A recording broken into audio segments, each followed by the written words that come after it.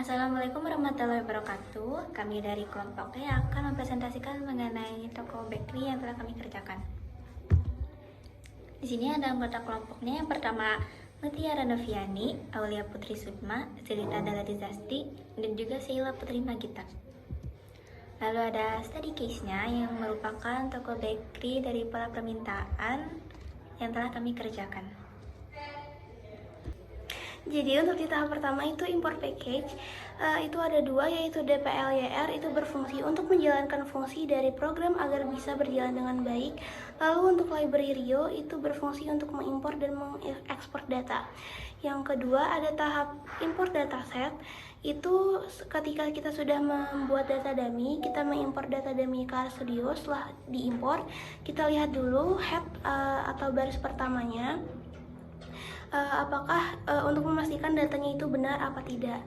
Setelah itu summary itu berfungsi untuk menampilkan statistik umum dari setiap fitur. Setelah itu ada str, itu berfungsi untuk mengubah bentuk data frame ini ke dalam bentuk string yang dimana akan menghasilkan seperti yang ada di layar. Lalu lanjut ke tahap preprocessing, yaitu hapus kolom invoice ID. Di sini itu sebenarnya tidak perlu dihapus karena itu adalah pilihan yang opsional. Setelah itu sort data berdasarkan date.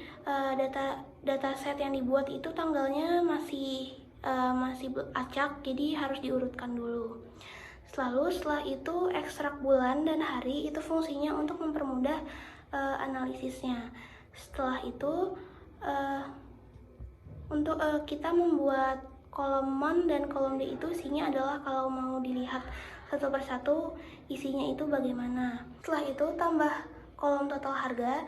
Dataset yang ada di sini kan hanya ada harga setiap produk sama quantity yang dibeli. Nah, kalau dari sini doang kan nggak bisa dianalisis total penjualannya kan harus dikali. Jadi itu fungsinya sederhana untuk mengalihkan price dengan kuantitinya. Setelah itu for in row, jadi untuk setiap baris di data itu kita bikin kolom baru yang namanya sales.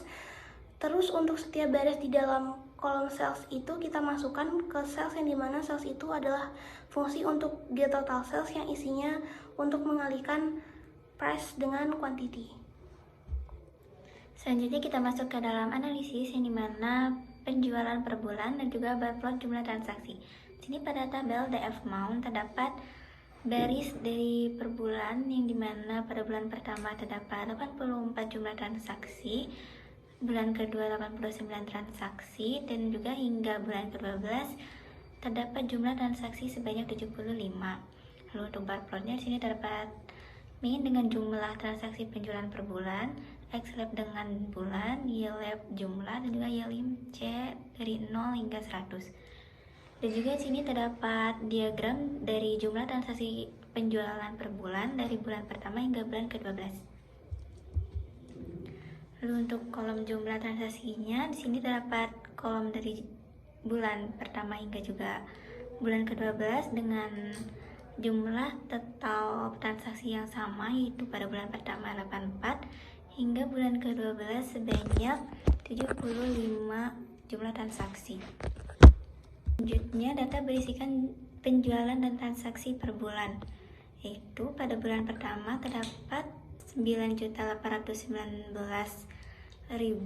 dengan jumlah transaksi sebanyak 84 hingga pada bulan ke-12 sebanyak 8.811.000 dengan jumlah transaksi sebanyak 75.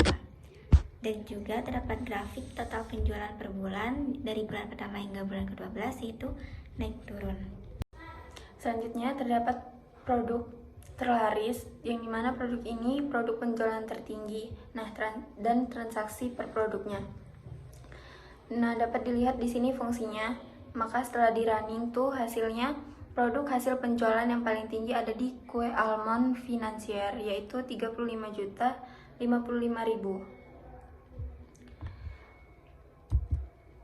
Lalu produk terlarisnya dapat dilihat fungsinya di sini. Setelah di running, berdasarkan transaksi yang paling laris itu ada muffin blueberry dengan jumlah transaksinya 154. Lalu di sini selanjutnya produk yang paling berkontribusi dalam penjualan 1 tahun, yaitu di sini terlihat kue almond finansier dengan presentasinya 26,6. Lalu selanjutnya penjualan berdasarkan status, dapat dilihat di sini fungsinya setelah di running. Dine-in itu lebih banyak dibanding take away. Baik, selanjutnya adalah penjualan per kategori, di mana di sini bisa kita ketahui bahwa penjualan dari non-member itu lebih banyak dibandingkan penjualan dari member.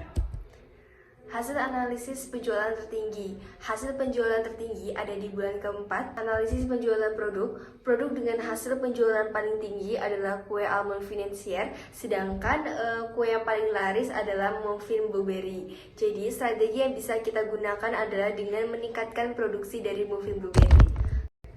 Analisis data konsumen, di sini berdasarkan status kita bisa mengetahui bahwa konsumen yang dine-in lebih banyak daripada konsumen yang melakukan take away, sehingga kita bisa memperluas kawasan dine-in agar para konsumen lebih merasa nyaman.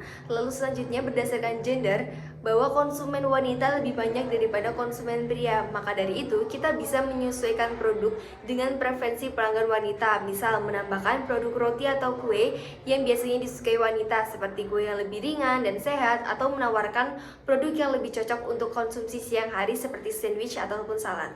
Lalu selanjutnya berdasarkan kategori, di sini bisa dilihat bahwa para konsumen yang non-member lebih banyak daripada konsumen member, sehingga kita bisa meningkatkan promosi kartu member dengan menawarkan diskon atau hadiah khusus untuk pelanggan yang memiliki member. Berikut kita tampilkan video RStudio yang sudah kita lakukan.